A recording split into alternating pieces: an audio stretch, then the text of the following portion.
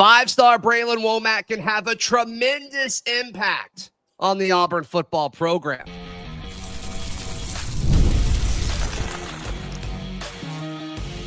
You are Locked On Auburn, your daily podcast on the Auburn Tigers. Part of the Locked On Podcast Network, your team every day. Yes, welcome on into Locked On Auburn, your daily Auburn Tigers podcast. I'm your host, Zac Blackerby, and thank you so much for making Locked On Auburn your first listen every single day. It's a Crutin' Friday. Brian Smith, host of The Portal, Locked On's Recruiting and NIL show, hanging out with us for a few minutes on this bonus edition of Locked On Auburn. In case you missed it, somehow, if you're living under a rock, Brlan Womack, five-star safety, number one safety in the 2026 class, picks the Auburn Tigers. 247 has him as the 9th highest rated Auburn commit ever. Brian, what kind of impact can we expect from Brlan Womack specifically on the field? We'll get to off the field in a second. Very savvy, can play the nickel, or he can play free, or he can play strong. He is one of the smarter kids I've had the opportunity to be around. Yeah. Over the last couple of years, he's an elite student. So playing safety in today's world is not a lot of fun because of all the RPO stuff. He's one of the kids that does well with it. Like when he was playing 7-on-7 and I saw him, they put him at nickel one game. I've seen other games like they played him at different spots.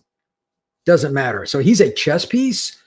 And he can take on more of a mental standpoint of what he's doing. And he's built like a boxer, like he's put together and all that stuff. Yeah. It's the above the shoulder stuff. He will make plays that other guys don't because he's so savvy. So I think he'll play early. It's just how do they use him? Because as we've talked about many times, Zach, Auburn needs help in certain spots. Safety is not exactly at the top of the board of the biggest need, being kind. Right. They're pretty deep. So I'm curious to see which exact spot they start him out at first. And I really don't have an opinion because I think he can play any of those spots. Because of the guys that he's going to be sharing that DB room with, I mean, assuming Sylvester Smith doesn't go to the league after the season, you'd have him, you'd have Eric Winters, you'd have New Boy Fagans, you'd have Caleb Harris, Brlan Womack. I mean, we've kind of only seen Harris do a few things, but like all those guys elsewhere, like we're kind of expecting to do everything. I mean, it's almost like, it's not a problem for DJ Durkin. I think he's totally fine with the decisions he'll have to make with his talent. But when everybody in the room can play every spot, I do think that gets a little interesting. That's why you got to figure out how do we get him on the field the quickest for the best for the program. Because again, Bralan's one of those rare guys, kind of like Winters, that could play a lot of spots. Like you put Eric at running back, he would figure it out. I think Womack would too. But at the same time, how do you maximize that defense? Because I think they want to get a little more complex based on the history of DJ. He's a pretty smart guy. And the only way to do that is keep throwing money at it, or in this time, talent at it, and figure which guys can take on the playbook. You got to fool quarterbacks because in today's world, like Vanderbilt's even a halfway decent team now. Everybody has a quarterback. If you can't fool teams into turnovers, you're not going to win. So you need safeties that can handle the complexity of it. I think they're really making a concerted effort to go that route because safety is really hard now. And I hope one or two of these guys hit early. I don't know which one it would be, but Womack will push the pile. And again, competition. Look at your biggest rival, Alabama. They always brought in guys like this every year. It works. You need competition too. So somebody's going to fall off. Which one will it be? I mean, it'll be the top man still standing at the end. So that's what you got to do if you want to win big, man. Right. And his path to playing time is interesting because he's a 5-star. And in today's age, like you have to give him reps. You have to. Or you fear other folks, trying to poach him. But like the path to playing time is super interesting because there's not going to be a whole lot of turnover in Auburn's DB room unless like nobody's running out of eligibility and there's not going to be too many that go to the draft unless they portal out. Like you're going to have to put him over other guys, which is interesting because they're already kind of recruiting over other guys in some spots. So it's kind of, I don't know. Like Auburn loves to say like, oh, well, we've got so-and-so already at quarterback, but it's like, we've done this a million times. Like you want as many talented guys in the room and let them compete. And man, they're really doing that. Who do you think is Auburn's best long-term option at nickel? Not just this year, but like if you said in 26 or 27, who's the nickel? And take Womack out of the equation. If it's not him, who would it be? Because that might Winters be or Fagans. I mean, those are two dudes. Like you still need to be one of them, right? Probably. Like Fagans is a guy that played corner. He's played free safety. I saw him as a freshman get a pick in the state title game. I mean, everybody knew that kid was going to be somebody. Like, keep an eye on him. Yeah, right. Yeah. But he played corner this past year when I saw him, and he was a physical kid that tackled. I'm like, this kid could play like nickel, except for quarterback, which is on a whole nother plane. Nickel's the hardest position to play on the football field now because the guy in front of you can be literally 100 pounds different from one play to the next. And then when they're running around and you're in coverage, they can run straight, they can run left, they can run right. You don't have a sideline to help bail you out. Nope. It's you've got to do it all. And then also, you might be responsible for containment as far as, keeping guys inside. You may have to take on a lead blocker to help the guy behind. I mean, there's so much that those middle of the field defenders have to do. Womack's a good tackler and he's a physical kid. And I think that New Boy is kind of the same. If you rotated those two, that would be as good a 1-2 from a physical standpoint and just a savviness, right? That you're going to see in the SEC, which covers your base. That would be my guess. Sure. By 27, if not before. But I mean, I like Winters at free safety personally because he can fly. Yeah. But I don't know. I don't know how Auburn's going to use him. He's another one of those guys that's so gifted. It's 6 one way, half dozen the other. But I've seen Eric run from up close. Oh, that's a little different. Yeah, he's sub 4.5 electronic. There aren't a lot of those guys at his age. No, he's a special player for sure. So more on Womack, and then also Auburn's class shot up with the addition of him, and we've got other guys kind of assume that they're flip candidates. What could Auburn's final ranking be? That's all next, right here on Locked On Auburn. Today's show brought to you by our friends at FanDuel. FanDuel is America's #1 sportsbook. August 26th is coming up. It's officially FanDuel Futures Day. It's a brand new holiday for football fans who live for bold predictions and preseason hunches. For just 24 hours, FanDuel is giving you mega deals on NFL season predictions. So whether you're calling for MVP, Super Bowl winner, division winners, about to say AFC East because that's just where I'm at mentally. It's a Pats fan. But check it all out. Visit the FanDuel app today and start planning your futures bets now because Futures Day is one day and one day only. FanDuel, play your game. Brian Smith, host of The Portal, hanging out with us today, recapping and discussing the Bralan Womack commitment, the 5-star safety picks the Auburn Tigers over several top programs. The CBS sports broadcast, I don't know if you watched it live or not, Brian, but Tom Loy interviews him, which you and I are fans of Tom Loy. We both think he does a good job. He interviews him for a bit, and then he's like, we've got to take a commercial break. And so he's like 3 minutes, and then they come back. It was dreadful. The delay was dreadful. That's long. And then they throw it back to Tom Loy after the break, and you hear Bralan say, this is the longest 10 seconds ever. So I'm sure he told him like 10 seconds we're going, and I bet it was longer than 10 seconds. So I thought that was funny.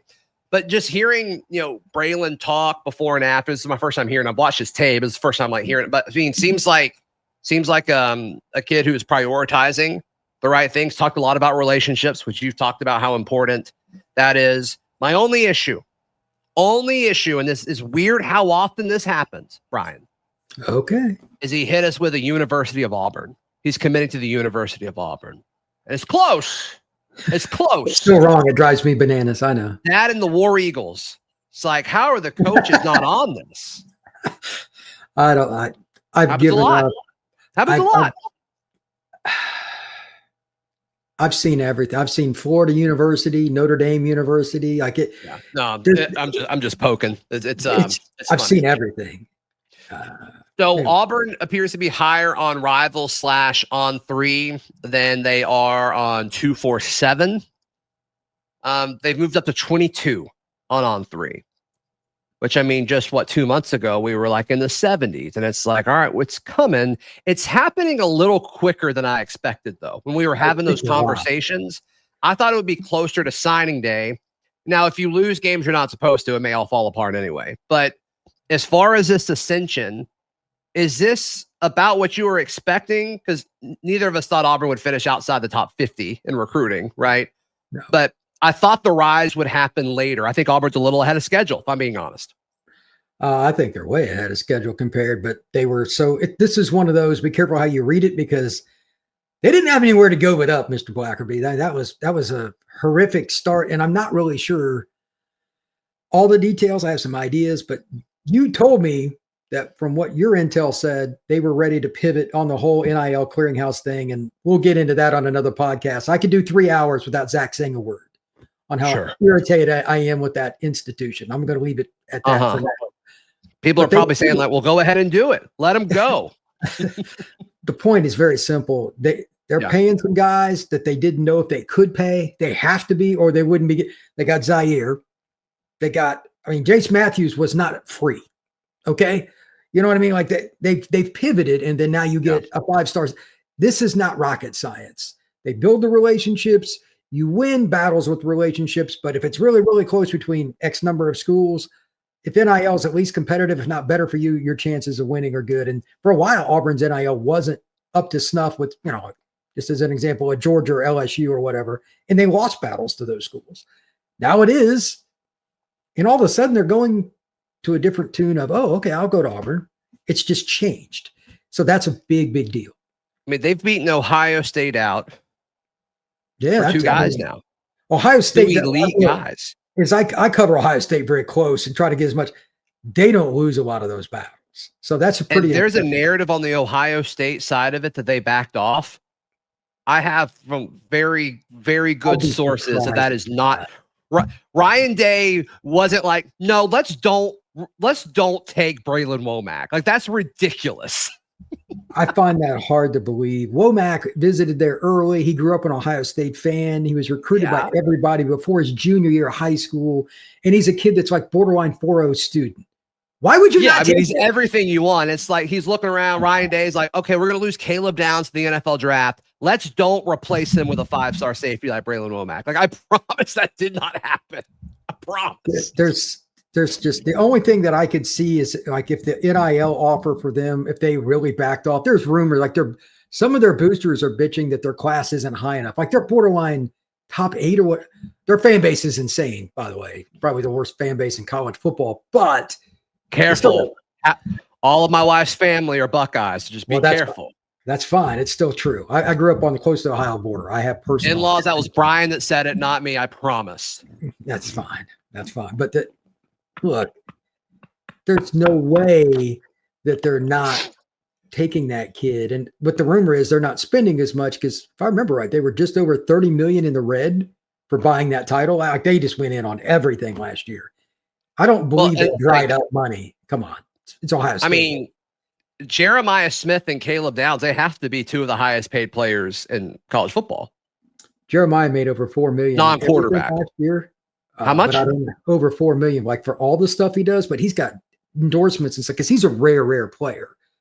I don't know. Yeah, I told everybody, I'm like, look, this is going to be different from day one. Nobody believed me. I'm like, since Randy Moss, he might have been a top 3 draft pick leaving as a freshman last year if they would have let him. Like, don't see many like him. Yeah, that's crazy. That's crazy. He's got to play 2 more years. Yeah, I mean, I was going to ask you, does it feel like Auburn's pivoted? But I think that's pretty obvious. Where do you think that final ranking will be for Auburn? So let's go by On3/Rivals. That's the most consensus one. And that one also has Auburn higher. So it allows us to have maybe a better conversation for an Auburn podcast. But they're ranked 22nd right now. Where do you feel that'll end up? If Auburn gets to 20, how many are they at right now? What's the volume at? If they get to 13, 20, if they get to 20, it can be a top 12 class. If they get to 17 or 18, it can still be top 15. Now they're still trying to flip some big dogs. So they may only have to take like another 3 to get top 15 because like that Rankins player. Rankins, the D lineman. He's a guy they're talking a lot about. We'll see, how everybody falls. And Auburn lost a few guys, so they get some of those guys back, like a Shadarius Tootle or something. And a lot, I think the way we're gonna have to evaluate this class, if they do truly take less than other people, other schools, you're gonna have to look at average player ranking, which right now they're 17th. They're 17th with average player ranking. And they've got a few guys that are nuking that, like the guy from New Zealand. The kid from Atlanta and the kid from the running back / quarterback kid. Nobody knew who he was when they took him, but I loved his film. Yeah, which you turn it on, it's like, well, that makes sense. I get it. So I think, I don't know. If you would have told me this was where we'd be 2 months ago, where we are today, I'd be like, yeah, okay, great. We're fine. We're going to be okay. We're going to be okay. I think if they can finish top 15 and they're taking less guys, you got to feel happy with where we're at. And then you'd also got to think that assuming you achieve what you believe you can achieve on the field, recruiting a 2027 class will be easier than ever. They've done a good job, and they got the right personnel guy behind the scenes, obviously. But you can't have 3 losing seasons in a row. That can't happen. They have to win 8 games in the regular season. Yeah, that is kind of my number. Aren't they 7.5 on FanDuel? Or am I incorrect? That's correct. So earlier this morning, we did our Auburn predictions. I had Auburn going 8-4. Daryl had them going 9-3. Did Daryl pick them to beat Georgia or Bama? Bama. That rivalry is so wishy-washy. That wouldn't be exactly shocking. But anyway. The last 2 times it's been at home, arguably you should have won. 4th and 31, which was Hugh's worst roster. And then the time before that with Harsin, if Bigsby stays in bounds, you win that game. Probably. So it's, I don't know. Is that the worst pick in the world? I don't think so. Yeah. Even Saban said it. He goes, man, weird things just happen in that stadium. And he's for Nick to say that puts it in perspective. Yeah, and then Georgia fans, that seems to be their game they're most concerned about. I've talked to several. The Locked On Bulldogs have said this. It's at night for the first time in a hot minute. It's the it's going to be Cam Newton night. That's the night where they're retiring Cam's jersey. That place is going to be crazy. Yeah, I'm not trying to pick on it because he's a great guy. I need to see it from their quarterback from a consistency standpoint. He's got a big arm. He's a great kid. Yeah. But I just don't think he's anything more than a Jag. I think he's just a guy. We'll see. So, he's got the pieces. I don't think the roster, with Auburn's roster, he doesn't have to be great. Just don't lose games. Can he just not lose games? Can he give guys around him opportunities? And some of that's coaching too. A lot of it's coaching. So we'll see what that turns into. We'll see. Absolutely. We'll see. Brian, how can people check out everything you've got going on? Well, I just actually put up a post on X where I tagged you. I don't know if you saw that, but I didn't. It is referencing one Mr. Deuce Knight. You can find it at FB Scout _Florida on X. Again, that's FB Scout _Florida. Is Deuce Knight going to get significant playing time this year? That is one of my biggest questions, not just for Auburn, but around college football, because I think that quarterback room at Auburn is one of the most intriguing in college football. They were talking about it on several podcasts. I listen to a ton of podcasts. Yeah. And some of that's been brought on ourselves to some extent. But define significant. I'll answer your question real quick. You're not asking me, but I'll answer it. I think he needs to play a role in packages. And at some point, because Jackson's a big kid and likes to run, he's a strong athlete, he's probably going to get dinged. At some point, you're going to need the freshman to make plays for you in unexpectedly, out of the blue, out of the bullpen against an SEC team. I don't know if it's Arkansas, Missouri, whoever. I think if it's later in the year, it's Deuce. I think if it's early, it's Ashton. Oh, that's an interesting take. Because, by the way, for those who haven't seen Ashton, and it's another kid I got to know. He's not bad. He's a heck of an athlete. He can really run. If they hadn't signed Deuce, Ashton could have been your, could have been your goal line guy. He's a tank and he can run. So they got a good quarterback room. Yeah, for sure. Please like the video. Please subscribe. If you're tuned in on audio, please subscribe, leave us a review. All that good stuff helps the show out a ton. We'll see you next time. This has been Locked on Auburn.